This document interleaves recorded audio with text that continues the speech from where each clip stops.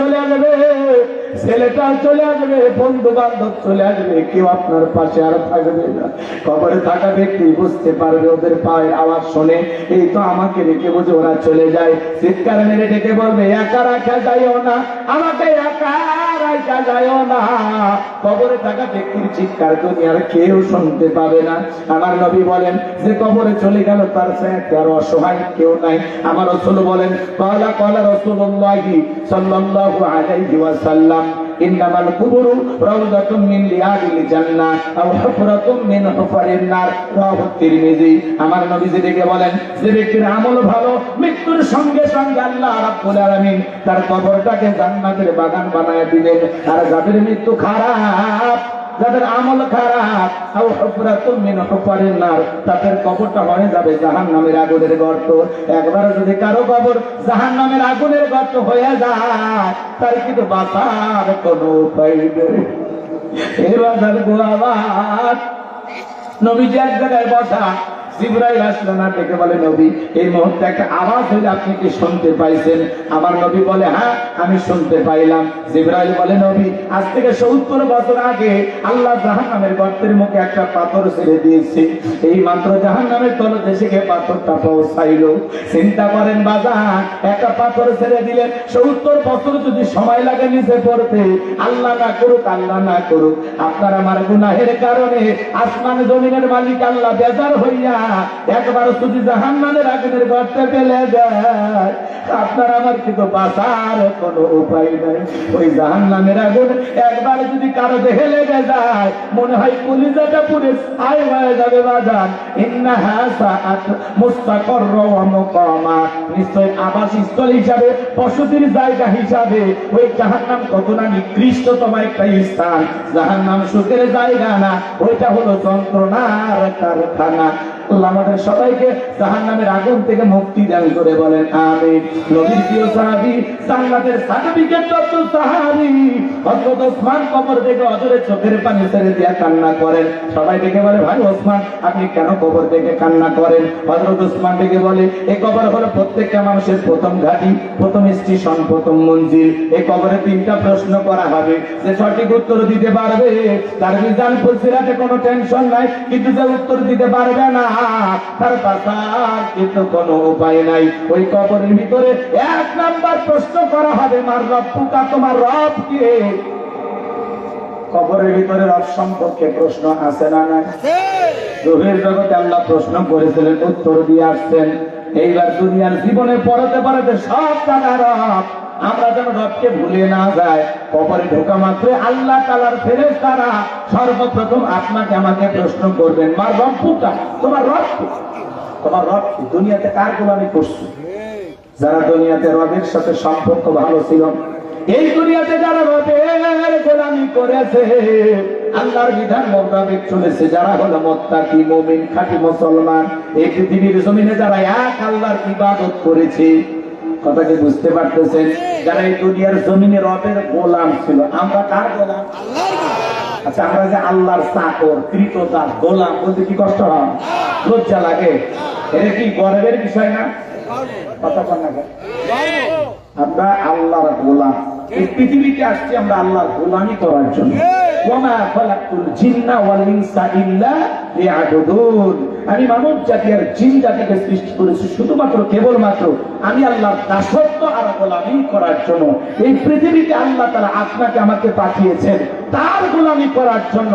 আল্লাহ তাআলা এই দুনিয়াতে খলিফা হিসেবে, প্রতিনিধি হিসেবে পাঠিয়েছেন, যাতে এই পৃথিবীর জমিনে আল্লাহর রাজ কায়েম করতে পারি। কথা বলে ঠিক কি না? দুনিয়াতে আমরা সবাই রবের গোলাম, এটা আমাদের বড় পরিচয়। এই দুনিয়াতে যারা রবের গোলামি করেছে, তাদেরকে যখন কবরে প্রশ্ন করা হবে, মার রব্বুকা, ওই মুমিন, মুত্তাকি, নেককার বান্দা জবাব দিয়ে বলবে, রব্বি আল্লাহ, রব্বি আল্লাহ, আমার রব আমার আল্লাহ। আল্লাহু আকবার। কিন্তু যারা নাফরমান, গুনাহগার, আল্লাহর অবাধ্য গোলাম, যারা বলেছে খাও খাও ফুর্তি করো, দুনিয়াটা মস্ত বড়, দুনিয়ার অন্তামাশায় যারা ডুবেছিল, শয়তানের অসহায় করে যারা ভুল পথে পরিচালিত হয়েছিল, যারা মিসগাইড হয়েছিল, পথভ্রষ্ট হয়েছিল, তাদেরকে যখন প্রশ্ন করা হবে, মার রব্বুকা, তারা তখন জবাব দিতে পারবে না, ফেল ফেল করে তাকিয়ে দেখবে। এই দুনিয়া রং তামাশায় ব্যস্ত হয়ে আসরে যুবক, কবর কিন্তু জায়গা ভালো না। এই কবর বড় কঠিন জায়গা। আপনাকে আমাকে সবাইকে কবরে যাওয়া লাগবে বাবা। এই পৃথিবী থাকার জায়গা না, এই দুনিয়াতে কেউ রবে না, সবাইকে কিন্তু কবরে যাওয়া লাগবে। কিন্তু কবর জায়গা ভালো না। কথা বলে 6 দিন পরে নখ কষা যাবে, 9 দিন পরে চুল। কবর দাগের সামান নিতে কইর না কেউ ভুল। কবর জায়গা ভালো নয়, কবর জায়গা ভালো নয়, কবর জায়গা ভালো নয়। আমল দিয়ে কবর গৃহ সাজিয়ে নিতে হয়। 17 দিনে পেট পেটে শেষ প্রকার খাদ্য হবে। 7 দিন পরে গুস্তা দেবে না, কঙ্কাল পরে রবে। পেটটা ফেটে যাবে, পোকাগুলো কিলবিল করে নাক মুখ কান্দে প্রবেশ করবে। দেখেন সুন্দর চুলগুলো পড়ে যাবে, কতগুলো খসে খসে পড়বে। কি বিচ্ছিরি দুর্গন্ধ বের হবে। মানুষ তাকে কাপড় দিয়ে কবরের পাশে হেঁটে যাবে।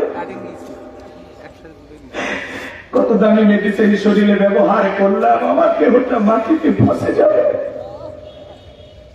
আবার কত মানুষ দেখি শত শত বছর পরেও লাশটা যেমন তেমন থাকে। কত ভুগুবংশী কুড়িগ্রামে বের হইল, শত বছর পরেও লাশটা পচে নাই, কাপড়ের কাপড় পর্যন্ত নষ্ট হয় নাই। আমলের মেডিসিন নিয়ে কবরে ঘুমাইতে হবে বাজার, আমল করে কবরে যেতে হবে। কথা বলে না হলে কবরের চাইতে বড় ফেতনা কিছু নাই। আমার নবী বলেন দাজ্জালের ফিতনার চাইতেও কবরের ফিতনা মারাত্মক মারাত্মক মারাত্মক। দাজ্জালের কঠিন ফিতনার চাইতেও কবরের ফিতনা আরো বেশি। আল্লাহ আল্লাহ আমাদের কবরের সলজটকে সহজ করে দিন। আল্লাহ আমাদের কবর থেকে জান্নাত পর্যন্ত রাস্তা তৈরি করে দিও। আল্লাহ যতদূর চোখ যায় ততদূর পর্যন্ত কবরকে প্রশস্ত বানায় দিও। জান্নাতি ফুল দিয়া কবরটা ডেকোরেশন করে দিও। এটা ছিল বলেন আমিন। 17 দিনে পেট পেটে শেষ পোকার খাদ্য হবে। 7 দিন পরে গোস্তা দেবে না, কঙ্কাল পরে রবে। 90 দিনে হাড়গুলি সব 90 দিনে হাড়গুলি সব আলাদা হয়ে রয়। কবর জায়গা ভালো নয়, কবর জায়গা ভালো নয়। আমল দিয়ে কবর গৃহ সাজায়া নিতে হয়। আখিরাতের প্রথম ধাপ হলো কবর। পরকাল জীবনের সূচনা হলো কবর। পরকাল জীবনের প্রথম প্রথম প্রথম কবর। যুবক একা একা একা রোগী তুমি থাকতে পারো না। তুমি দুনিয়াতে 31 নাইট পালন করার জন্য পাগল, হ্যাপি নিউ ইয়ার পালন করার জন্য পাগল, 14ই ফেব্রুয়ারি পালন করার জন্য তুমি পাগল। এই দুনিয়াতে কত আনুষ্ঠানিকতা, কত উদযাপন, কত দিন কত রাত উদযাপন করলাম।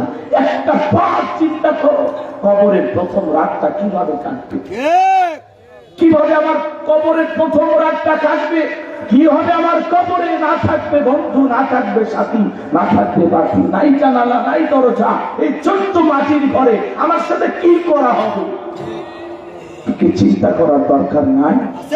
এই যুবক দুনিয়ার রং তামাশায় গুনাহের সাগরে হাবুডুবু খাইতেছো, দুনিয়ার রঙিন মনে হইতেছে, যা চাইতেছো তাই পাইতেছো, মনে করতেছো খাও দাও ফুর্তি করো, দুনিয়াটা মস্ত বড়। হ্যাঁ, দুনিয়ার রং তামাশায় ব্যস্ত হয়ে আসো। যুবক এখনো সময় আছে, ফিরে আসো রবের দিকে, এখনো সময় আছে। মসজিদের দরজাটা এখনো খোলা তোমার জন্য যুবক। মসজিদ 5 ওয়াক্ত আযান দিয়ে এখনো তোমাকে ডাকে যুবক। আর খেলাধুলা করো না, আর দুনিয়ার রং তামাশায় ব্যস্ত থেকো না। এসো না মসজিদে যায়, মালিককে সিজদা দে। এরপরে না দুনিয়া, এরপরে না খেলাধুলা, এরপরে না দুনিয়াদারি। কথা বলেন ঠিক কি?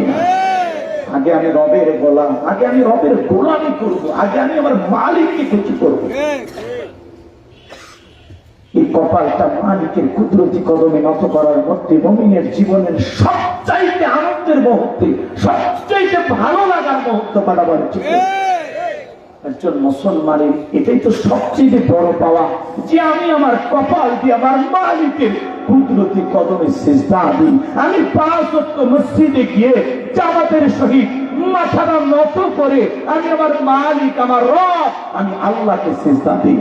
এটা তো মুমিন জীবনের সবচেয়ে বড় পাওয়া, যে আমি আমার এই কপালটা দিয়ে আমার মালিককে সিজদা দিই। এটা তো আমার আনন্দের বিষয়, তৃপ্তির বিষয়, ভালো লাগার বিষয়। আমি আমার এক মালিকের গোলামি করি, আমি সিজদায় গিয়ে মাথাটা নত করে বলি, ও মালিক ভুল করেছি, ও মালিক আমি তওবা করি, ও মালিক ফিরে আসছি তো তোমার কুদরতি কদমে। এই যে মাথাটা নত করলাম, যতক্ষণ না গুনাহ মাফ না করছো ততক্ষণ মাথা তুলবো না, যতক্ষণ আমার অপরাধ ক্ষমা করছো ততক্ষণ পর্যন্ত আমি মসজিদ থেকে বের হবো না, সিজদা থেকে মাথা উঠাবো না। কই জীবনে কিরকম 2-1টা সিজদা দিয়েছেন?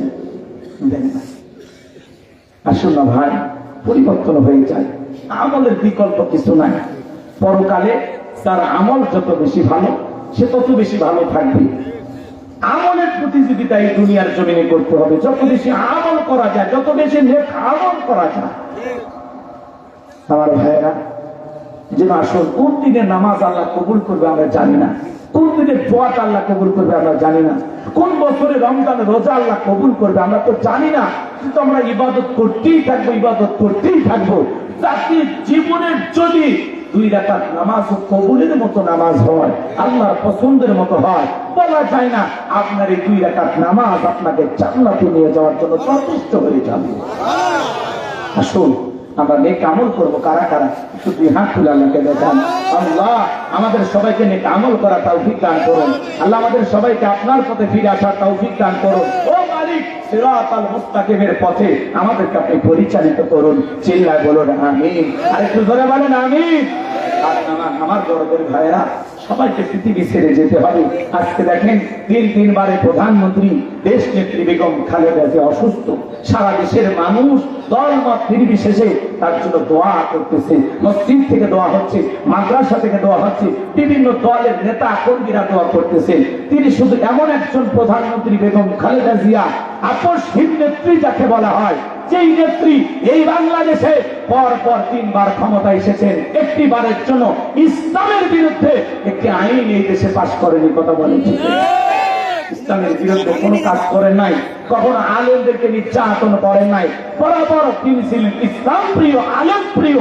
ওনার বাড়িতে ডিউটি করা একজন প্রশাসনের দায়িত্ব ছিল। ভাই বলেছেন যে আমি দেখেছি ম্যাডাম নিয়মিত 5 ওয়াক্ত সালাত আদায় করতাম।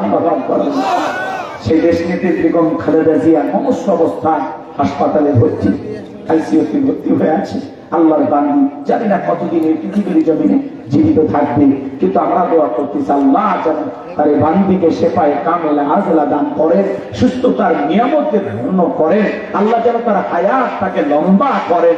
চিল্লায় বলেন আমিন। এদেশের কল্যাণে যত ভালো কাজ করেছেন আল্লাহর এই বান্দি, আল্লাহ যেন সেই ভালো কাজের ওসিলায় তাদের মাফ করে দেন। একটু চিল্লায় বলেন আমিন। আল্লামা সাইদি হুজুরকে মহব্বত করে বলতেন, হুজুর আমি শহীদ জিয়ার স্ত্রী, আপনি নিশ্চিত থাকতে পারেন আমি বেগম খালেদা জিয়া জীবিত থাকা অবস্থায় এই দেশে ইসলামের বিরুদ্ধে কোনো কিছু করতে দেব না। আমি ক্ষমতায় থাকা অবস্থায় এই দেশে ইসলাম বিরোধী কোন আইন পাশ করা হবে না। আল্লাহু আকবার। এদেশে ইসলামী বিশ্ববিদ্যালয় করার জন্য সর্বপ্রথম যখন ম্যাডামের কাছে সাইদি হুজুর ফাইল নিয়ে গেছেন, দেরি করেন নাই, মুহূর্তের মধ্যে ফাইলে স্বাক্ষর দিয়ে দিয়েছেন। আল্লাহু আকবার। এত আলেমদের যে মহব্বত করতে ভালোবাসতেন, সারা দেশের মানুষ তার জন্য চোখের পানি ফেলে দিয়ে দোয়া করতেছেন, কান্না করতেছেন। কেমন প্রধানমন্ত্রী ছিলেন, দল মত নির্বিশেষে, কি কওমি, কি আলিয়া, কি মসজিদের হুজুর, কি মাদ্রাসার হুজুর, কি সাধারণ মানুষ, একজন রিক্সা চালক পর্যন্ত দোয়া করতেছে। কথা বলে না, রাস্তার একজন ভিক্ষুক সেও দোয়া করতেছে যে আল্লাহ সাবেক প্রধানমন্ত্রী বেগম খালেদা জিয়াকে সুস্থতা দান করো, আল্লাহ তার হায়াতকে লম্বা করো, আল্লাহ তাকে সুস্থতার নিয়ামতে ধন্য করো। আল্লাহ তুমি ডাক্তারের ডাক্তার, আল্লাহ তুমি তোমার বান্দিকে সুস্থ করে দাও। চিৎকার মেরে বলুন আমিন। প্রধানমন্ত্রী তো 2 জনই, সেও নারী এও নারী, কিন্তু একজন নারীর জন্য মানুষ দোয়া করে যে আল্লাহ বেগম খালেদা জিয়া অসুস্থ, সুস্থ করে দেন। আর একজন পালায় গেছে, মানুষ তার ফাঁসি জায়গার জন্য অপেক্ষায় বসে। কারোর জন্য দোয়া, কারোর জন্য বরদোয়া। কথা বলেন না কেন? দোয়া সহ অন্তর থেকে ভালো কিছু করবেন। উনি বড়বার যে কয়বার ক্ষমতা আসছেন কখনো আলেমদের উপরে নির্যাতন করেনি, কোন হুজুরকে ধরে জেলখানায় বন্দি করেনি। কথা বলেন না কেন? উনি যা করেছেন ইসলামের কল্যাণে করেছেন, ভালো কাজ করেছেন। আমরা তার জন্য দোয়া করি। বিশেষ করে এই মুহূর্তে তার পরিচালিত সন্তান জনাব তারেক রহমান, বিএনপির ভারপ্রাপ্ত চেয়ারম্যান, সে ছটফট করতেছে মাকে এক নজর দেখার জন্য, মায়ের কাছে আসার জন্য। আমরা যতটুকু জানতে পারলাম, আমাদের আইন উপদেষ্টা আসিফ নজরুল তিনি বলেছেন যে জনাব তারেক রহমানের দেশে আসতে কোনো আইনি বাধা নাই, সে যখন তখন দেশে আসতে পারে। এবং পররাষ্ট্র উপদেষ্টা তিনি বলেছেন যে উনি যদি চান আমরা একদিনের মধ্যে তাকে দেশে আনার যত ধরনের প্রসেসিং দরকার আমরা সব করব। উনি চাইলে যখন আমাদেরকে কল করবেন যে আমি দেশে আসতে চাই, আমরা তারেক রহমানের দেশে আসার ব্যবস্থা করব। এরপরেও উনি অনেক টেনশনে আসতে পারতেছেন না, তবে আল্লাহর কাছে আমরা দোয়া করতেছি আল্লাহ যেন বেগম খালেদা জিয়াকে সুস্থ করে দেন। একটু করে বলেন আমি, আর একটু করে বলেন আমি। বলেন একজন মমতাময়ী প্রধানমন্ত্রী বেগম খালেদা জিয়া, তার জন্য মানুষ দিল থেকে দোয়া করতেছে, দিল থেকে দোয়া করতেছে। আমার ভাইয়া বিএনপির এক নেতা বক্তব্য দিতে গিয়ে বলতেছে যে আমি যতটুকু আশা করি যে বেগম খালেদা জিয়ার যে জানাজা, সেটা হলো বাংলাদেশের ইতিহাসে সবচেয়ে বড় জানাজার নামাজ হবে, সবচেয়ে বেশি লোক সমাগম হবে। আমরা দোয়া করি তিনি বেঁচে থাক। কথা বলেন। আর বিএনপির এক নেতা বক্তব্য দিতে গিয়ে বলতেছে তার দোয়া মাহফিলে তার সুস্থতা কামনায় উনি দেখে জানাজা পর্যন্ত পৌঁছে গেছে। আসলে কি এদের কাছে এর চাইতে বেশি কিছু আশা করা যায়? উনি বলতেছেন বেগম খালেদা জিয়া যদি মারা যায় সবচেয়ে বড় জানাজা হবে বাংলাদেশের এমন কোন মাঠ নাই যে মাঠে তার জানাজার নামাজে লোক ধরবে। আপনার আবেগকে আমরা শ্রদ্ধা করি, কিন্তু এই সময় এই আবেগ এটা চলবে না, এটা কোন নেতার বক্তব্য হতে পারে না। কথা বলবে কে না? ভাই আমরা সারা দেশের মানুষ দোয়া করতেছি আল্লাহ যেন ওনাকে সুস্থ রাখেন, ভালো রাখেন, আর আপনি জানাজায় চলে গেছেন। এদের মাথায় কিচ্ছু নাই। আল্লাহ যেন তার গান্ধীকে হেফাজত করে। একটু ধরে বলেন আমিন। সুস্থ করে দেন, জোরে বলেন আমিন। সম্মানিত ভাইয়েরা আমার, আমি যে কথা বলতে চাচ্ছিলাম বাজার, তাহলে নেককার বান্দা যারা কবরের প্রশ্নের উত্তর দিতে পারবে তারা, কথা বলেন ঠিক কিনা? কিন্তু যারা গুনাহগার নাফরমান এরা উত্তর দিতে পারবে না। তাহলে কবরের 1 নাম্বার প্রশ্ন, মার রব্বুকা, তোমার রবকে, রব সম্পর্কে প্রশ্ন আছে না নাই? তাহলে জীবনের সব জায়গায় রব, সব জায়গায় রব। এই জন্য আল্লাহ রাব্বুল আলামিন বলেন ইন্নাল্লাযীনা ক্বালু রাব্বুনাল্লাহ, নিশ্চয়ই যারা বলে আমাদের রব আল্লাহ, বলেন তো আমাদের রব কে? এই পৃথিবীর জমিনে অনেক মানুষকে আল্লাহ জিরো থেকে হিরো বানায়, ক্ষমতার চেয়ারে বসা। এ ভাই মাহফিল কি শেষ হয়েছে? এর আগে যে আপনাদেরকে সময় দেন এরকম অস্থির কারণ এরা আওয়ামী লীগ করে। বেগম খালেদা জিয়ার দোয়া করছে, দোয়া তো শেষ হয়ে গেছে, এখন তার দিতে লাভ হবে না। তাই হয়ে যাবে জান্নাতে টিকিট কনফার্ম নাকি?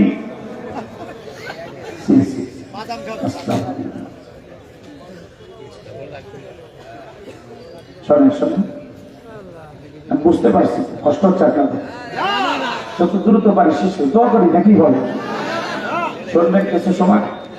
কবরের ওয়াজ শুনে উঠে একটা দেশের প্রধানমন্ত্রীর জন্য দোয়া করলে উঠতেছে, আপনারা কি রাগ করতেছেন? কেন দোয়া করলেন ভাবতেছেন? আচ্ছা, এটা আপনাদের কাছে ভালো না লাগে, আমাদের কাছে ভালো লাগে, কারণ উনি আলেমদেরকে মহব্বত করতেন। এই জায়গা থেকে আমরা তার জন্য অত্যন্ত দোয়া করছি। কথা ক্লিয়ার? কথা বলেন না কেন? এই জন্য দোয়া করছি। এখন আমি আপনাদের উদ্দেশ্যে কিছু কথা বলতে চাই, যদি আপনাদের অনুমতি পাই। বলবো এই পৃথিবীর জমিনে অনেক মানুষকে আল্লাহ ক্ষমতা দান করছেন, জিরো থেকে হিরো বানাইছে। কথা কি বুঝতে পারলেন? জিরো থেকে হিরো বানাইছে, সাহাবাদের প্রধানমন্ত্রী বানাইছে। নিঃস্ব অসহায় পৃথিবীতে কেউ বেঁচে নাই, সেই মানুষটাকে প্রধানমন্ত্রী বানাইছে আল্লাহ। কিন্তু সেই মানুষগুলোই ক্ষমতার দাম্ভিকতায়, অহংকারে নিজেকে এমন এক জায়গায় নিয়ে যায় মনে হয় পৃথিবীতে তার চাইতে বড় আর কেউ নাই। এই পৃথিবীর জমিনে একজনকে আল্লাহ জিরো থেকে হিরো বানাইছিল, এর নাম ছিল কাবুস, বলতে বলা হতো। কিপ্তিদের তরফ থেকে নাম ছিল রামশিস। মিশরের বাদশা হওয়ার পর উপাধি নাম হলো ফেরাউন। এ ছিল একটা ভবঘুরের যুবক, এলাকায় কোনো কাজ কর্ম নাই। ভবঘুরের যুবক মানে বোঝেন না? কিছু ছেলে পেলে দেখবেন এলাকায় কোনো কাজ কাম নাই, গাছত ধাক্কা মেরে কই ভাইজান সাইড দেন, আছে না? মদ কাজা ইয়াবা ফেন্সিডিল খাইয়া বাড়ির যায়, দরজায় নট করে, স্ত্রী দরজা খুলে দিছে। সেলিমের মা, তুমি ঢোলকা, ওই মা তুমি বুঝবো না যে একটু বেশি করে মানে মাল খাচ্ছি। এরকম নেশাগ্রস্ত মানুষ আছে না? না, কিছু কিছু ছেলে পেলে দেখেন না, সন্ধ্যা হলে ঘরে দরজা বন্ধ করে জিকির করে ইকিয়াবা ইকিয়াবা ইকিয়াবা। মা বাবা চিন্তা করে, বাবা এটা কিসের ট্যাবলেট, জ্বর সর্দি গলা ব্যথা, কি খাবি বল? তখন বলতেছে কিচ্ছু বোঝার দরকার নাই, টাকা দিয়ে নিলে তোর মাথা ভাঙাবো। পিতা মাতা তখন বাধ্য হয়ে টাকা দেয়। এই সন্তানেরা ওই টাকা পাইয়া ইয়াবা ফেন্সিদের গাঁজা মদ কিনা খায়। এ ঝিনাইদহের যুবকেরা যারা ইয়াবা ফেন্সিদের গাঁজা মদ কিনা খায়, সমাজের মানুষ তাদেরকে কি সম্মান করে? কি বলে? টোকা, নেশা কথা বলে। যে নেশা করে সে ভালো স্বামী হতে পারে না, ভালো বাবা হতে পারে না, সমাজের ভালো মানুষ হতে পারে না। এই জন্য যুবক, এই আজে বাজে ইয়াবা ফেন্সিদের গাঁজা মদ না খাইয়া ওই টাকা জমাইয়া যদি 12 মাসে 12টা 3 পিস নিজের স্ত্রীকে কিনে দিতে পারো, জীবনে কিছু না পাও, অন্তত 12টা বাসরাত পাইবা। কথা কম ঠিক কি না? এই জন্য এগুলো খাওয়া যাবে না। যারা মনে রাখবেন, যারা দুনিয়াতে মদ পান করবে, শরাব পান করবে, এদের জন্য জান্নাত হারাম। কথা বলেন ঠিক কি না? এই জন্য যুবক, মদ পান করা যাবে না। যেই মুখে মা, সেই মুখে মাদক তোলা যাবে না। কথা বলেন ঠিক কি না? আল্লাহ যুব সমাজকে হেদায়েত দান করেন। চিল্লা বলেন আমিন। আমার ভাইয়েরা, এই ফেরাউন ছিল ভবঘুরে যুবক, এলাকায় কোনো কাজকর্ম পাইল না। বাল্যকালের বন্দী হামানকে নিয়ে মিশরে চলে গেল। মিশরে যাওয়ার পরে সর্বপ্রথম হলো তরমুজের খেতে লেবার। কিছুদিন লেবারি পড়ার পরে মিশরের সরকারি গোরস্থানে দারোয়ান লাগবে, ইন্টারভিউ চলতেছে। হাজার হাজার মানুষ লাইনের মধ্যে দাঁড়ায় গেছে। ওই কাবুস নামের ফেরাউন লাইনের মধ্যে দাঁড়ায় গেছে বাজান। এইবার যখন একে একে ইন্টারভিউ দিতে ফেরাউনের পালা, এইবার ফেরাউন ডেকে বলে, বাদশা, উপরে আসানে বিন্দেশ থেকে আপনার কাছে এসেছি, আপনি যদি আমার চাকরিটা দেন, সারা জীবন আপনার প্রতি কৃতজ্ঞ থাকবো, কোনোদিন আপনার কথা ভুলে যাব না। আর আমি যতটুকু জানি, মিশরের সবচাইতে আপনি হলেন ভালো মানুষ, আপনার থেকে ভালো কেউ মিশরে নাই। কথা আছে, দুষ্ট লোকের মিষ্টি কথা। এমন ভাবে কথাগুলো উপস্থাপন করলেন, বাদশার মায়া লেগে গেল। বাদশা তখন ডেকে বলে, শোনো, ইন্টারভিউ বন্ধ করো। এই কাবুস নামের ফিরাউনকে মিশরের সরকারি গোরস্থানে দারোয়ানের চাকরিটা দেওয়া হলো। এবার চাকরি পাইছে ঠিকই, মনে মনে ভাবতেছে, বাদশা প্রতি মাসে বেতন দিবে ঠিক আছে, কিন্তু এই বেতনে চলবে না, আমার একটু সাইড ইনকাম করা দরকার। এইবার যারা গোরস্থানে লাশ দাফন করতে আসে, ওদেরকে ডেকে বলে, শোনো, এই গোরস্থানে যদি লাশ দাফন করতে চাও, লাশ যদি আমার একটা করে দিরহাম দেওয়া লাগবে, না হলে আমি লাশ দাফন করতে দেবো না। জনগণ টেনশনে পড়ে গেল। একটা দিরহামের জন্য বাদশার দরবারে বিচার নিয়ে যাব, লাশ পয়সা করলে শেষ হয়ে যাবে, বাকি 1 টাকা যদি পাই, এই ছেলেটাই পাক। এই কথা ভেবে জনগণ একটা করে দিরহাম দেওয়া শুরু করলো। বলেন তো এইটার নামও কি? ঘুষ। কথা কেন? বাংলাদেশে কি কোনো ঘুষ আছে? বলেন আছে? শোনো, এই দেশ তারা গল্প করি, দেশটা মনে হয় স্বপ্ন পুরি, শুধু কর ঘুষ কর, মদ কর, জুয়া কর, হেতায় আছে ভুরি ভুরি, হেতায় আছে ভুরি ভুরি। এ দেশে অসৎ কামাই কেউ করে না, তবে ঘুষের টাকা পেলে কেউ তো পারে না। টেবিলের নিচ দিয়ে হাত বাড়িয়ে কালো টাকাটা নেই সারিয়ে, করছে ওরা বড় দেশের চুরি, করছে ওরা বড় দেশের চুরি। শোনো, এই দেশ তারা গল্প করি। একটা ছেলের চাকরির জন্য 10 লাখ, 15 লাখ, 20 লাখ টাকা ঘুষ ওপরালা দেওয়া লাগে। ওপরালা বলতে কি ভেরত দেশে নিয়ে যারা? বলেন না কেন? এদেশের চেয়ার টেবিল পর্যন্ত ঘুষ খায়। কথা বলেন ঠিক কিনা? আমার ভাইরা গভীর মনোযোগ দিয়ে শুনবেন, আল্লাহর খেলা বোঝা বড় দায়। আল্লাহ ওই জামান একটা মহামারী দিল, হলো নাম হলো ডায়রিয়ার কলেরা। আমাদেরকে আল্লাহ একটা মহামারী দিয়েছিল, নাম হলো কি? করোনা ছিল না, নাম হলো করোনা।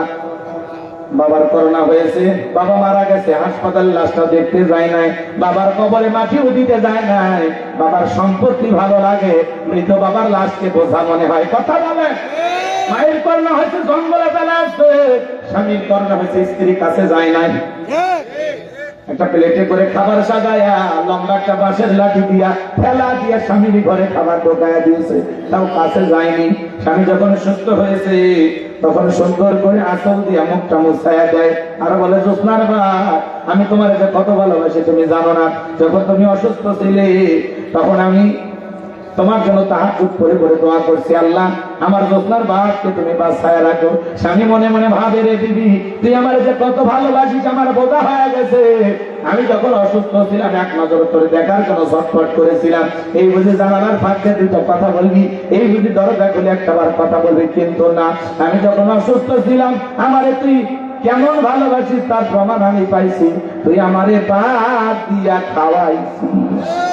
লম্বা একটা বাঁশের লাঠি নিয়ে ঠেলা দিয়ে স্বামীর ঘরে খাবার ঢুকে দিয়েছে, তার স্বামীর কাছে যায়নি। তার মানে ভালোবাসে না বাস দেখে এই করোনা মহামারী বুঝে দিয়েছে দুনিয়াতে কেউ কারো আপন না।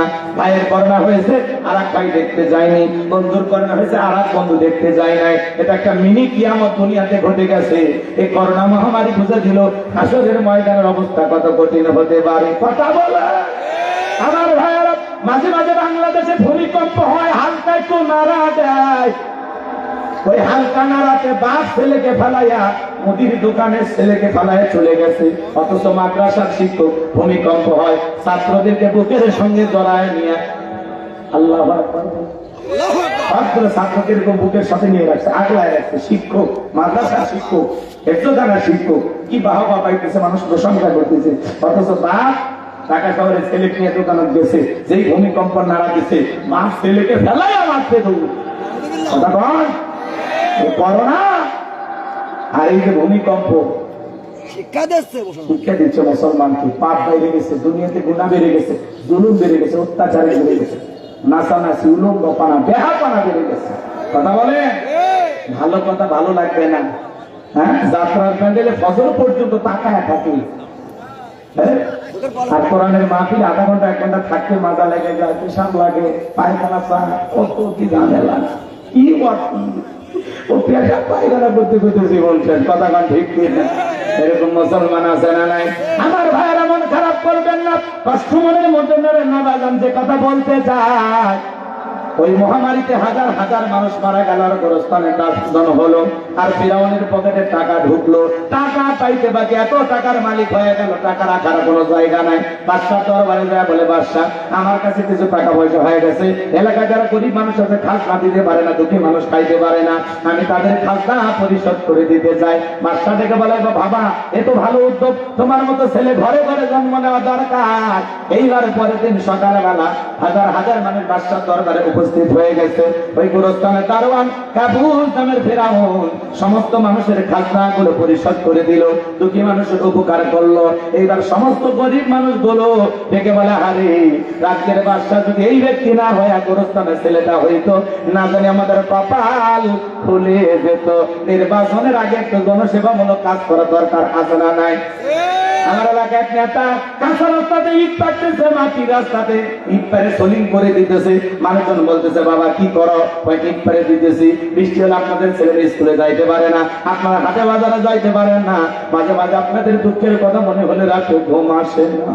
আবার যদি ইট পারে দিয়ে গেলাম, আর ভবিষ্যতে আমার মার্কায় সিল মেরে যদি এলাকার নেতা বানাই দিতে পারেন, আমার 1 নাম্বার টার্গেট হলো কাঁচা রাস্তা পাকা করা। এইবার জনগণ বিশ্বাস করে, যখন নেতার মার্কায় সিল মেরে নেতাকে নির্বাচিত করে, নেতা তখন এলাকায় থাকে না, ঢাকা শহরে বান্ধবী নিয়ে ঘুমায়। কথা বলেন ঠিক না? নির্বাচনের মার্কা থাকে যে কয়দিন, নেতার আনাগোনা সেই কয়দিন।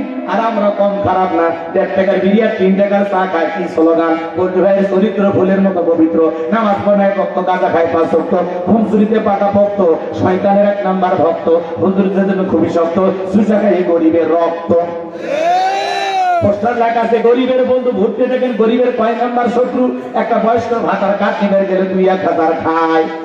এরকম নেতা আছে না নাই?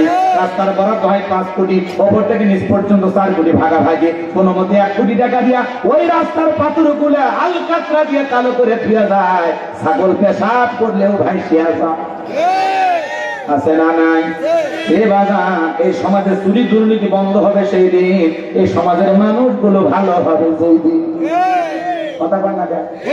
আপনি নির্বাচনের আগে 500 টাকা 1000 টাকার বিনিময়ে আপনার ভোটটা আপনি বিক্রি করেন, এরকম মুসলমান আছে না নাই? তবে ঝিনাইদহের মানুষ অবশ্য ভালো, 7 কেজি জিলাপির কাছেও বিক্রি হয় এমনও মানুষ আছে না নাই? নির্বাচনের আগে টাকা খাইয়া মোসারু গাজারু মাদারু দুর্নীতিবাজ লুচ্চাবাদময় সমাজের সন্ত্রাসী তাদেরকে ক্ষমতার চেয়ারে বসাবেন আর বলবেন আল্লাহ এদেশে ইসলাম কায়েম করবেন। আল্লাহর সাথে তামাশা করেন না? এক পাগল তেঁতুল গাছের নিচে হাত তুলছে, বলে আল্লাহ এই তেঁতুল গাছের রাজশাহীর ফজলি আম দে, রংপুরের হাড়িভাঙ্গা দে, চাঁপাই নবাবগঞ্জের কাঠিমোর আম দে, নওগাঁ সাপাহারের আম রূপালী আম দে। আল্লাহ তখন বলে পাগল চোখটা খুলে দেখ কোন গাছের নিচে দোয়া করেছি। তেঁতুল গাছের নিচে দাঁড়াইয়া কিয়ামত পর্যন্ত আম চাইলে যেমন পাওয়া যাবে না, নির্বাচনের আগে 500 টাকা 1000 টাকার বিনিময়ে ভোটটা বিক্রি করে আপনি বলবেন আল্লাহ এদেশের নেতাদেরকে উমরের মতো বানায় দাও। হ্যাঁ, আপনি কি উমরের দেশে থাকার মতো জনগণ হতে পারছেন? আগে নিজে ভালো হন। আপনি 1 নাম্বার নেতা 1 নাম্বার, আপনি 2 নাম্বার নেতা 6 নাম্বার, আপনি সিটার, আপনার নেতা হবে আন্তর্জাতিক সিটার। গাছের গোড়া ঠিক মাথা ঠিক, এই সমাজকে পরিবর্তন করার জন্য আপনার অনেক বড় দায়িত্ব পালন করা লাগবে। কথা বলা ঠিক কিনা? সৎযোগ্য নির্ভীক আল্লাহওয়ালাদেরকে সমাজের নেতা বানানো লাগবে, যাদের হাতে বাংলাদেশ নিরাপদ, যাদের হাতে আপনার এই কোটি কোটি টাকা আমানত থাকবে। কথা বলেন ঠিক কিনা? তালুকদার বংশের মতো যদি কলিজা বড় হয়, বাপের বেটা হয়ে থাকলে হাত তুলে অর্ডার দিতে পারবেন যে হুজুর নির্বাচনকে কেন্দ্র করে কোনোদিন একটা চা পিউ খাবো না। আরে ভাই নির্বাচনের যে চা পাতিলে রান্না করে বৃষ্টি হওয়ার পরে খেরে পালার নিচ দিয়ে যে পানি যায় ওইটা রং আর নির্বাচনের পাতিলের চায়ের রং সমান। চা খায় আপনি বিক্রি হয় না। তালুকদার বংশের মতো কলিজা বড় হলে হাতটা তুলে বলেন হুজুর নির্বাচনকে কেন্দ্র করে চলবনে কোনোদিন একটা চা বিক্রি খাবো না, কোন নেতার কাছে আমার পবিত্র আমানত বিক্রি করবো না। ইনশাআল্লাহ আল্লাহ কবুল করেন। চলে বলেন আমিন। আমার ভাইরা হাতটা নামান, চলুন না সামনের দিকে যাই। যে কথা বলতে চাচ্ছিলাম বাজান, এইবার মিশরের একজন মন্ত্রী মারা গেল, নির্বাচন শুরু হয়ে গেল। আগে তো জনগণের মান কাইরা নিয়েছে, সবাই বলে ভোট দিবা কোনখানে? ওই ফিরাউনতে মার কাটার আছে তার মাঝখানে। এক চান্সে সবাই মিলে মিশরের মন্ত্রী বানায় দিল। আল্লাহ তাআলার খেলা বোঝা বড় দায়। ওই দেশের যিনি বাদশা ছিল বার্ধক্য জনিত কারণে বয়সের অনেক বয়স হয়ে যাওয়ার কারণে মিশরের বাচ্চাটা মারা গেল। বাচ্চা মারা যাওয়ার পরে ফিরআউন সমস্ত জনগণকে ডেকে বলে শোনো, বাচ্চা মারা গেছে, বাদশাহীর সিংহাসনটা ফাঁকা, একটা বাচ্চা ছাড়া একটা দেশ চলতে পারে না, তোমরাই বলো মিশরের বাদশা হবে কে? সমস্ত জনগণ ডেকে বলে আগে আপনার চরিত্র জানা হয়ে গেছে, মিশরে আপনার সাথে ভালো মানুষ কেউ নাই, আপনি যদি আমাদের বাদশা হয়ে যান আমাদের সুখের আনন্দের অভাব হবে না। জনগণের সমর্থন পাইয়া, নেতাদের সমর্থন পাইয়া এক চান্সে মিশরের বাদশা হয়ে গেল। ক্ষমতার চেয়ারে বসার পরে হামানকে ডেকে বলে টাকা হামান এইদিকে আয়, আজ থেকে তুই হবি মন্ত্রী আর আমি হবে মিশরের বাদশা।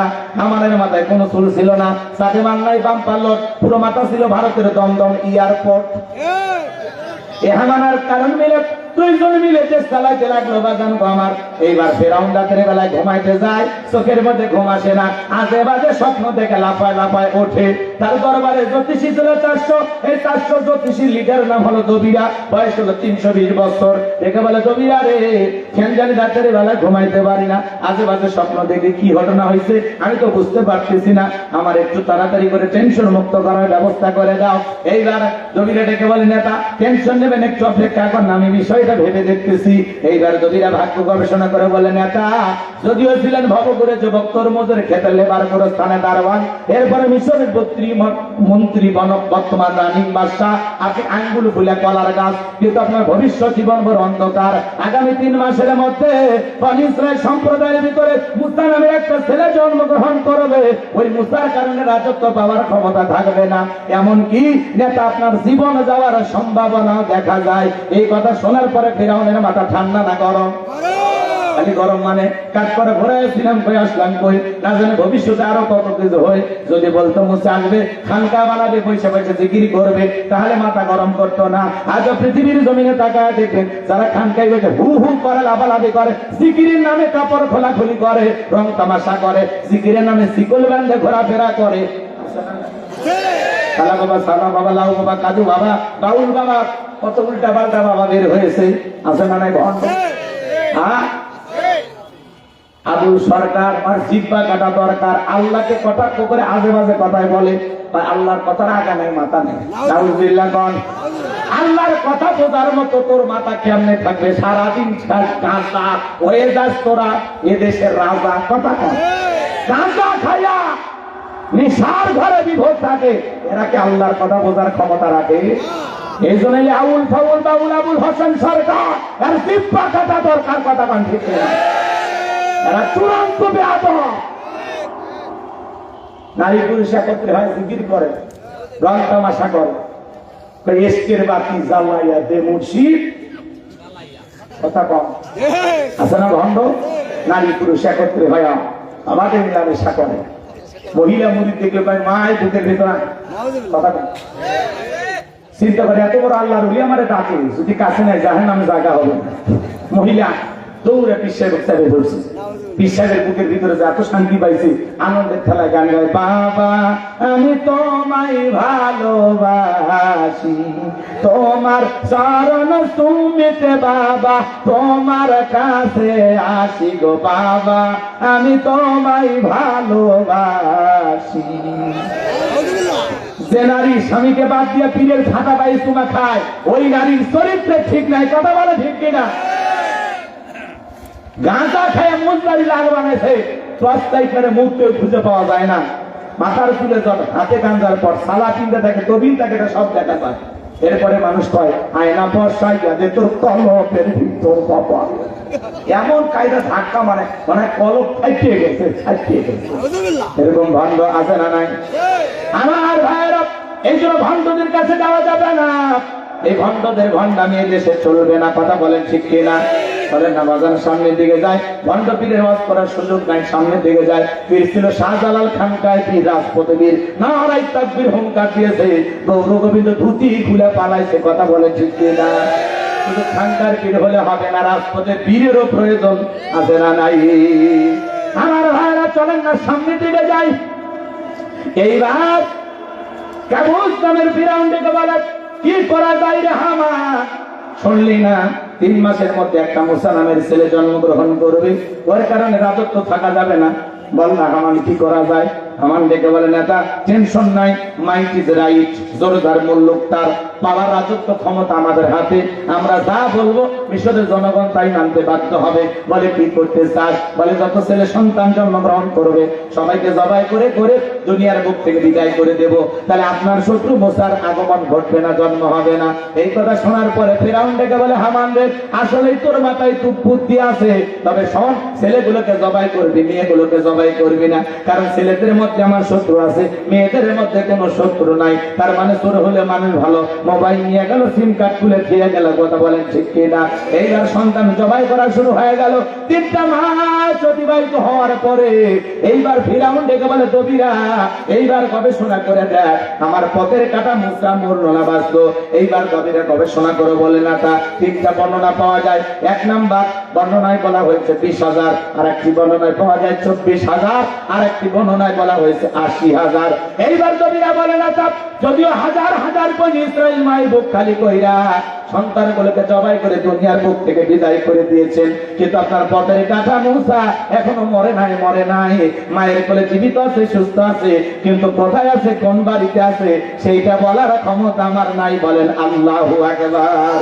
ওয়ামাকারু ওয়ামাকারাল্লাহ আল্লাহু খায়রুল মাকিরিন।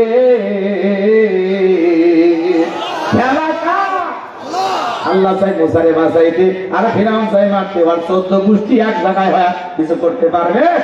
পারবে না। আমার ভাইরা লম্বা আমি করবো না, সংক্ষিপ্ত কথা শুধু আপনাদের উদ্দেশ্যে বলে যায়। এইবার ফিরাউন ডেকে বলে, এই সেনাবাহিনী দল পুরো এলাকায় তল্লাশি চালাও, ঘরে ঘরে অভিযান চালাও, যে জায়গায় মুসারে পাইবা ধরবার জবাই করবা, যাও আমার পথের শত্রুতা দূর করো। একদল সেনাবাহিনী মুসা নবীর বাড়ি থেকে রওনা করেছে। মুসা নবীর বড় বোন নাম তার মারিয়ম ডেকে বলে, মা ওই যে ফিরাউনের সেনাবাহিনী দেখা যায় মা, আর বুঝি ভাইকে বাঁচানো গেল না, ভাইকে কই লুকিয়ে রাখবা? মুসা নবীর মা সন্তানকে কোলের মধ্যে নিয়ে এদিক সেদিক দৌড়ায়, এজন্য ইলহামের মাধ্যমে গায়ে দিয়ে আওয়াজ দিয়ে বলে, ও মুসার মা, তোমার চুলার ভিতরে তোমার ছেলেটাকে ফেলায় দাও, কথা দিলাম গো তোমার ছেলেকে আবার তোমার কোলে ফেরা দিব। সুবহানাল্লাহ। আর দেরি করলেন না, মুসা নবীকে মুহূর্তের মধ্যে চুলার মধ্যে ফেলে দিলেন। ফেরাউনের সেনাবাহিনী পুরো বাড়ি তল্লাশি চালায়, তন্ন তন্ন করে খুঁজে ওরা যখন ব্যর্থ হয়ে চলে গেল, মুসা নবীর মা চোখের কোণার মধ্যে পানি নিয়ে সামনের দিকে আগাইতে লাগলেন। মায়ের অন্তরে সন্তানের জন্য মায়া দয়া আছে না? এই পৃথিবীর জমিনে দুইটা মানুষ সন্তানকে নিঃস্বার্থ ভালোবাসা দেয়, যাদের নাম হলো মা আর বাবা। এই দুইটা মানুষের মধ্যে কোনো স্বার্থ থাকে না। সন্তানের জন্য এই পৃথিবীর জমিনে যত বড় পীর, যত বড় হুজুর দোয়া করুক রে যুবক, মনে রাখবা এই পৃথিবীর জমিনে সন্তানের সবচাইতে বড় পীর হলো তার মা বাবা। পীরের দরবারে গরু ছাগল নিয়ে দৌড়ায়, নিজের মা বাবার খবর রাখে না। এরকম ভণ্ড আছে না নাই? তরুণ যুবকেরা পায়ে হাত দিয়ে অনুরোধ করে বলে যায়, মা বাবার মনে কখনো কষ্ট দিবা না। আল্লাহ বলেন, ক্বাদা রাব্বুকা আল্লা তা'বুদু ইল্লা ইয়্যাহু ওয়া বিল ওয়ালিদাইনি ইহসানা। আল্লাহ বলে, আমার ইবাদত করো, আমার গোলামি করো, আমার ইবাদতের সাথে কাউকে শরীক করো না। আমার ইবাদতের পর তোমাদের দায়িত্ব হলো মাতা পিতার খেদমত করা, তাদের সাথে উত্তম আচরণ করা। হে তরুণ যুবকেরা, আমি হুজুর দোয়া করলে কবুল হইতেও পারে, না হইতে পারে, কিন্তু কোন সন্তানের জন্য যদি তার মা বাবা দোয়া করে, হে যুবক, কোন মা যদি তার সন্তানের জন্য দোয়া করে, কোন বাবা যদি তার সন্তানের জন্য দোয়া করে, বন্দুকের গুলি মিস হতে পারে, মা বাবার দোয়া কখনো মিস হবে না। মা বাবা দোয়া করতে দেরি, ওই তো আল্লাহর আরশে পৌঁছাইতে দেরি হবে না। আল্লাহু আকবার। এই জন্য নবীজি বলেছেন, ওমা জান্নাতুকা ওয়া নারুকা, তোমার পিতা মাতাই তোমার বেহেশত, তোমার পিতা মাতাই তোমার দোজখ। পিতা মাতা খুশি, আরশের মালিক আল্লাহ খুশি। পিতা মাতা বেজার, আরশের মালিক আল্লাহ বেজার। কোন সন্তান মা বাবাকে কষ্ট দিয়া পৃথিবীর জমিনে ভালো থাকতে পারে না। আপনি আপনার মা বাবাকে কষ্ট দিবেন, রেডি থাকেন, ডায়েরিতে গোলাম রব্বানির কথা আজকে লিখে রাখেন। আপনারও সন্তানের দ্বারা ঠিক আপনার মা বাবাকে যতটুকু কষ্ট দিয়েছেন, আপনার সন্তানও আপনাকে ততটুকুই কষ্ট দেবে। রেডি থাকেন, রেডি থাকেন, লিখে রাখেন। এই জন্য মা বাবার সাথে কখনো খারাপ ব্যবহার করা যাবে না। মুরব্বী অনুরোধ করেছে যে হুজুর একটু মায়ের ওয়াজ করবেন, কিন্তু সময় তো নাই। কষ্ট হচ্ছে আপনাদের?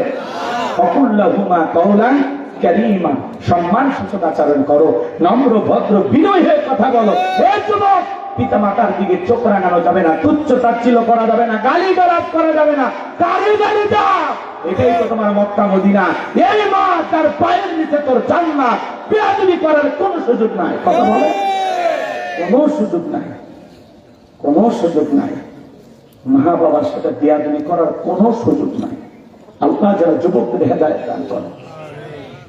আর আসতে কোন আমি কষ্ট পাইতেছেন। মুসা নবীর মা চোখের কোনায় পানি নিয়ে মনে মনে ভাবতেছেন, আল্লাহ ছেলেটারে চুলার ভিতরে ফেলে দিলাম, মনে হয় আগুনে পুড়ে কয়লা হয়ে গেছে। এইবার মুসা নবীর মা চুলার ভিতরে তাকায় দেখে মুসা নবী চুলার ভিতরে পড়ে মুস্কি মুস্কি হাসে, বলেন সুবহানাল্লাহ। সন্তানটাকে কোলের মধ্যে নিলেন।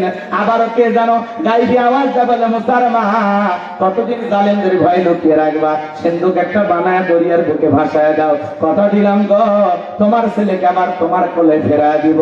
মুসা নবীর মা টেনশনে পড়ে গেলেন, সিন্ধুক পাবেন কোথায়? পরের দিন সকালবেলা কে যেন ডেকে বলে, মিস্ত্রি লাগবে মা, আমি একজন মিস্ত্রি। মুসা নবীর মা ডেকে বলে, মিস্ত্রি দিকে আসো। এমন করে কোনোদিন তো কেউ ডাকলো না। তুমি কিসের মিস্ত্রি, কি বানাইতে পারো? মিস্ত্রি ডেকে বলে, মা আপনি যদি মনে করেন এমন একটা সিন্ধুক আপনার দরকার, যে সিন্ধুকের ভিতরে আপনার সন্তানকে তুলে দরিয়ার বুকে ভাসায় দিবেন, আপনি চাইলে এরকম সিন্ধুক আমি বানায় দিতে পারি। মুসা নবীর মা ডেকে বলে, মিস্ত্রি তুমি তো আমার মনের কথা বলেছো, এরকম একটা সিন্ধুকে তো আমার দরকার। মিস্ত্রি বলে, মা ভিতরে একটু পানি আসেন, যন্ত্রপাতি আছে, তার দেওয়ার জন্য পানির প্রয়োজন হতে পারে। মুসা নবীর মা ভিতর থেকে পানি নিয়ে আসে, দেখে মিস্ত্রি সুন্দর একটা সিন্ধুক বানায়া দাঁড়িয়ে আছে। এইবার সিন্ধুকটা হাতের মধ্যে দিয়ে মিস্ত্রি শুধু দৌড়ায়, পিছন থেকে ডেকে বলে, মিস্ত্রি লোহার পয়সা কিনিবা না, কাঠের পয়সা কিনিবা না, তোমার পারিশ্রমিকের দামটা কিনিবা না।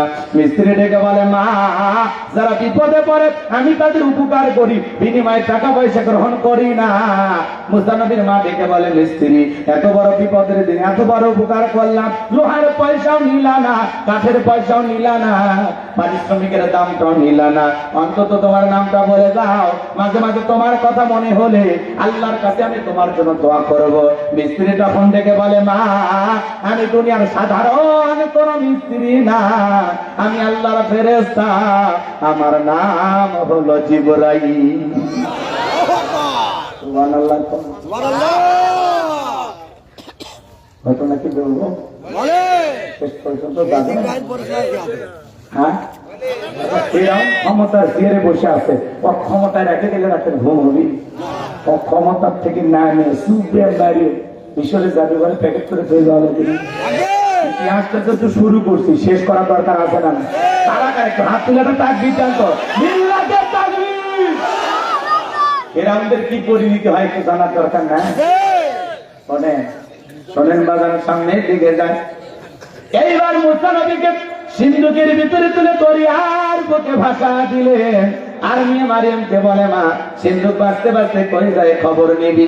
ওই দিন বাজানবো আমার বিকেল বেলা ফিরাউন তার প্রিয়তমা স্ত্রী আসিয়া কিনে আসছে সমুদ্র সৈকতে হাওয়া খাইতে।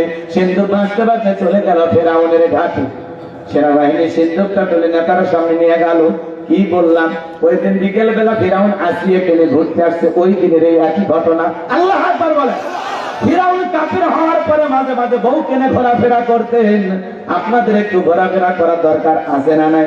মাঝে মাঝে চাচি কিনে ঘুরতে যাবেন, চাচা ভাবি কিনে ঘুরতে যাবেন, ভাই ইসলামে আপত্তি নাই। কথা স্ত্রীকে সময় দিয়ে একটু ঘোরাফেরা করা, বিনোদন করা, হালাল বিনোদন ইসলামে জায়েজ আছে। আপনার বিবি কিনা আপনি কক্সবাজার চলে যাবেন, কোনো সমস্যা নেই। কথা কয় না, কথা কয় না গো।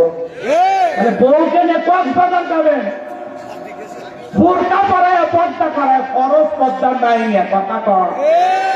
আমি কি বলছি যে কক্সবাজার যায় স্বামী স্ত্রী মিলে হাফ প্যান্ট পরে গোসল করেন? তাহলে ভুল হবে। কিছু কিছু ছেলে পেলে আছে বউ নিয়ে কক্সবাজার ঠিকই যায়, কক্সবাজার যাইয়া সমুদ্রের ঢের মধ্যে বউ গোসল করতেছে আর কয়েকটা ছবি তুলছে, ঘোড়ার উপরে তুলে ছবি তুলছে। কক্সবাজারে ক্যাপ মাথা দিয়ে ছবি, ভাত প্যান্ট গেঞ্জি করে ছবি তুলে ফেসবুকে পোস্ট দিয়ে বলে, প্রিয় তোমার সাথে কক্সবাজারের প্রথম দিন কিছু ছবি স্পেশালি ভাবে তুলেছি, দোস্তদের দেখার জন্য ফেসবুকে শেয়ার করে দিলাম, দেখো তো আমার বউকে কেমন লাগছে। যে তার বইয়ের ছবি এরকম কক্সবাজারে ঘোরাফেরা করতেছে, গোসল করতেছে, সেই ছবি তুলে ফেসবুকে ছাড়ে, এর চাইতে বড় আহাম্য, এর চাইতে বড় মজা, এর চাইতে বড় মফিজ, এর চাইতে বড় মদন পৃথিবীর জমিন আর কেউ নাই। কথা বলছে কিনা? বউ হলো পার্সোনাল জিনিস, পাবলিসিটি করার জিনিস। বউ একা দেখার জিনিস, সবাইকে নিয়ে দেখার জিনিস না। বউ হলো ঢাকা রাখার জিনিস, আলোটা করে নিয়ে ঘোরার জিনিস না। আমার বউ আমি দেখতে বউটা ওরা মানে এতিম, বিয়ে করেননি আপনারা কি এতিম ভাই? বউ আছে? তাহলে আপনার বউকে অন্য মানুষকে দেখাইতেছেন ফেসবুকে ছবি ছাড়া কি জায়গা? বউ হলো পার্সোনাল জিনিস, পাবলিসিটি করার জিনিস না। বউ একান্তই আমার, আমার বউ শুধু আমার। কথাটা এর মধ্যে কারো শেয়ার আছে নাকি? তো ভাগে বিয়ে করছেন? হ্যাঁ, পুরুষের মতো কথা বলবেন। তাহলে বউ কেনে বিনোদন স্পট গুলোতে ঘোরা জায়েজ আছে, বোরকা পরায়, পর্দা করায়, মা বোনেরা খুব খুশি। হ্যাঁ, মা বোনদেরকে সময় দিবেন। মাঝে মাঝে দূরে যখন সফরে যান, প্রিয় তোমার সাথে কথা বলবেন, স্ত্রীর সাথে খোঁজ খবর নেবেন। ফোনটা কাটার আগে একবার বলবেন, আই লাভ ইউ মাইনার মা। ব্যাস, আপনার বউ খুশি থাকবে। কথা বলেন ঠিক না? আরে ভাই, পুরুষ যেরকম ভালোবাসার কাঙ্গাল, একটা নারীও তো পুরুষের ভালোবাসার কাঙ্গাল। কথা বলে ঠিক কিনা? বাপ সংসারে, ভাই বোন ছাড়ে আপনার সংসারে পড়ে আছে, আপনি একটু ভালোবাসা দেবেন না, অন্য পুরুষ এসে দেবেন? তাহলে এই জন্য ভালো হওয়া দরকার আছে না? নাই? রেখে রাখবেন, আগলায় রাখবেন, ভালোবাসা দিয়ে যত্নে রাখবেন। বউ হলো ভালোবাসার জিনিস। আরে যে শীত পড়ছে, স্বামী স্ত্রী যদি আপনারা এক কম্বল করে নিচে ঘুমান, ঘুমাইলেই সব সুবহানাল্লাহ। রাগ করতেছে? কোন স্বামী যদি স্ত্রীর মুখে এক লোকমা খাবার তুলে খাওয়ায়, আল্লাহ রাস্তায় সদকা করলে সব, যে সব স্বামীর আমল নামে আল্লাহ সেই সব লিখে দেয়।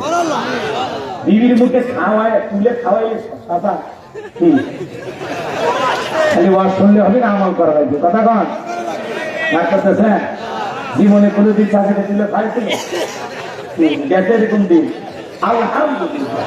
তার মানে চাচা রোমান্টিক চাচা। কি খাওয়া? আলহামদুলিল্লাহ। নিজের বউরা তুলে খাওয়াবেন, পাশের বাড়ি ভাবিবে না। মানুষ দেখলে পিটান শুরু করবে। কথা কোন ঠিক কিনা? আল্লাহ আমাদের হেদায়েত দান করেন, জোরে বলেন আমিন। বন্ধের জন্য কিছু কথা বলা দরকার আছে বাজার, একটু অপেক্ষা করেন, সামনের দিকে যায়। এইবার যখন ফেরাউনের সামনে সিন্দুকটা নিয়ে যাওয়া হলো, ফেরাউন থেকে বলে সিন্দুকটা খোলো তো দেখি। এইবার যখন সিন্দুকটা খোলা হলো, সবাই তাকায় দেখে, মনে হয় সিন্দুকের ভিতরে পূর্ণিমার চাঁদ উদয় হয়েছে। কি সুন্দর মায়াবী চেহারা। আসিয়া দেখে চক্ষু শীতল হয়ে গেছে। আর ফিরাউন দেখে বলে তরবারি আন, সবাই কর, এইটাই বোঝা। আসিয়া বলে থামো, খালি মারা শিখছো, এতগুলো মারলা তাও কি শান্তি পাইলা না? স্বামী গো, এই ছেলেটাকে মারার আগে আমি তোমাকে একটা প্রশ্ন করতে চাই। এই যে সিন্দুক দেখা যায়, এমন কাজ কি তোমার দেশে পাওয়া যায়? এইবার ফিরাউন নাই রেসারে দেখে না, এমন কাজ আমি কেন আমার বাপ দাদা 14 পুরুষও দেখে নাই। এইবার দেখে বলে বিবি রে, এই কাজ তোমার দেশের কাজ না। এইবার আজকে দেখে বলে স্বামী, এটা ভিন দেশে কারো সন্তান, বাঁচতে বাঁচতে আমাদের দেশে এসেছে। এই ছেলেটাকে আমি মারতে দেব না, এই ছেলেটাকে আমাদের পালক পুত্র হিসাবে লালন পালন করতে চায়। অনেক কঠিন স্বামী মাঝে মাঝে বইয়ের কাছে দুর্বল হয়ে যায়। কথা বলে ঠিক কিনা? ফেরাউন তখন রাজি হয়ে গেল। কথা আছে বাজার, যেখানে বাঘের ভয় সেখানে রাত হয়। যারে খুঁজতেছো মারার জন্য, আল্লাহ তোমারে দায়িত্ব দিল তারে লালন পালন করার জন্য। তোরে কোন মার হাওয়া। এইবার আসিয়া বলে স্বামী, শুধু ছেলেটা দিলে হবে না, রাজ্যের ভিতরে ঢোল পিটায় খবর দাও, ফিরাউনের ছেলে সন্তান যে দুধ পান করাবে মাসে মাসে বেতন দেওয়া লাগবে। বলে ঠিক আছে, তাই করা হবে। এইবার ঢোল পিটানো হলো। হাজার হাজার মহিলারা লাইন দিয়েছে, মুসা নবীকে কোলে নেয়, স্তন খুলে মুখ লাগাইয়া দেয়। আল্লাহ নবী মুসা আলাইহিস সালাম কোন মহিলার স্তনে দুধ পান করে না। জোরে কোন মারহাবা। সমস্ত নারীরা ব্যর্থ হয়ে চলে গেল। ওই যে মুসা নবীর বড় নাম তার মারিয়াম, এটা বলে ও রবি আসিয়া, এমন একটা ধাত্রী খবর আমার কাছে আছে, এই সন্তানটা দুধ পান করতে পারে, তাই নাকি? বলে হ্যাঁ। ওই সেই মহিলা। আমার ভাইয়েরা, এইবার মুসা নবীর মাকে ফিরাউনের দরবারে নিয়ে আসা হলো। মুসা নবীর মা যখন সন্তানকে কোলের মধ্যে নিয়ে স্তন খুলে মুখ লাগাইয়া দিয়েছে, আল্লাহর পয়গম্বর মুসা আলাইহিস সালাম মায়ের স্তনে দুধ খাওয়া শুরু করেছে। বলুন সুবহানাল্লাহ। নবীদেরকে শিশুকাল থেকে জ্ঞানী বানিয়েছেন তিনি কে? কোনটা মায়ের স্তন, কোনটা অন্য মহিলার স্তন? সুবহানাল্লাহ। কি জ্ঞান আল্লাহ নবীদেরকে দিয়েছে। এই পৃথিবীর প্রথম মা মুসা নবীর মা, যে মাতার আপন সন্তানকে দুধ পান করার বিনিময়ে মাসে মাসে বেতন পেয়েছিল। রানী আসিয়া বলে আপনার বেতন ডাবল থাকার কোয়ার্টার ফ্রি। মুসা নবীর মা ডেকে বলে রানী আসিয়া, সন্তানকে যদি দুধ পান করাতে চান আপনার বাড়িতে নয়, সন্তানটাকে আমার বাড়িতে বলে তাতেও আমার আপত্তি নাই, কিন্তু ছেলেটারে না দেখলে ভালো লাগে না, মাঝে মাঝে আমার একটু দেখায় নিয়ে যাইবেন। কথায় আছে মায়ের সাথে মাসির দরদ বেশি। আসিয়া তো জানে না সন্তান আছে পৃথিবীর শ্রেষ্ঠ মানুষের কাছে। এই কথা কও, লম্বা হবে, লম্বা করার সুযোগ নাই। মুসা নবী চলাফেরার বয়স উপনীত হয়ে গেল। আসিয়া একদিন মুসা নবীকে কোলের মধ্যে নিয়ে ফিরাউনের কোলে দিয়া বলে সন্তানটাকে একটু ধরো, কোলে নাও। মানুষ দেখলে মনে করবে ছেলে তোমার না, ধরে একটু কোলে নাও। মাঝে মাঝে মা বোনেরা বিরক্ত হয়ে গেলে রাগ করে স্বামীর কোলে সন্তান ধরো তো সামলা, এর পেপো ভ্যাপো ভালো লাগতো না, এর কান্দন দেখে কিন্তু আমি মরবের মন চাচ্ছে, অকট গলা টিপে মারবো আমিও মন। এরকম মহিলা আছে না? নাই? সন্তান কান্নাকাটি করলে রাগ করিয়া স্বামীর কোলে দিয়ে বলে সামলা, বাপ হারামি, আমার বেতন থেকে হয়েছে ডবল হারামি। সন্তান খারাপ হলে বাপের 14 গোষ্ঠী উদ্ধার করে গালি দেয়, এর বংশই খারাপ। আর ভালো হলে কয় মা আছে ভালো, দেখ ভালো সান্ত্বনা নেই, খারাপ আমরাই হলো নাকি? পুরুষ সারাটা জীবন নারীর জন্য পরিশ্রম করে গেল, বিনিময়ে বদনাম পাইল। কথা কন, রাগ করে গেলেন মনে হয়। আমার ভাইরা মন খারাপ করবেন না, কষ্ট মনের মধ্যে নেবেন না বাবা। এইবার মুসা নবীকে কোলের মধ্যে নিয়ে ফেরাউন